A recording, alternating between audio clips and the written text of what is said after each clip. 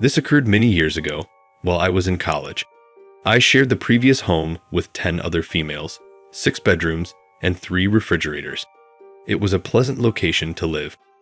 Housemates all moved out at the end of the spring semester, so I was alone for a few weeks since I worked instead of coming home for the summer. I was pulled in after work one night and was annoyed to find the doors open. The landlord had allowed the carpet cleaners in that day, and I was aware of their arrival, but no one had shut the door. It was late at night, so I walked in, shut the doors, and checked to make sure I was alone. The doorbell rang as I sat on my bed with a book, trying to relax and forget that the house had been open all day.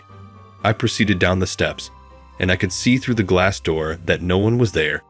The doorbell rang again as I returned to my room. Nobody was around as I stood there peering at the door.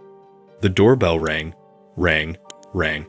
I eventually removed the batteries from the ball unit and returned upstairs. I was a little rattled. It was a windy night, and I tried to ignore the rattling noises. I knew I wouldn't be able to sleep that night. I hear footsteps on the stairs about 15 minutes later.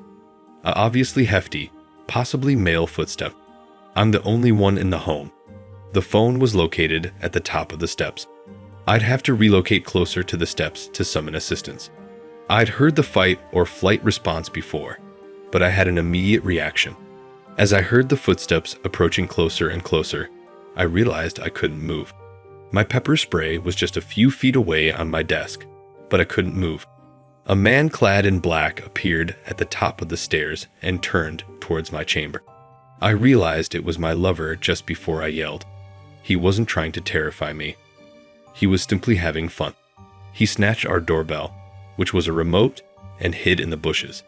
Then he entered the downstairs room, where the window had been left open throughout the hot summer, and the screen had been readily removed. That was the last time any of the windows on the first floor were left open or unlocked. Pepper spray and a knife were found near my bedside. I got him back in an immature manner. I informed his mother about what he'd done for the record, and that connection didn't last long.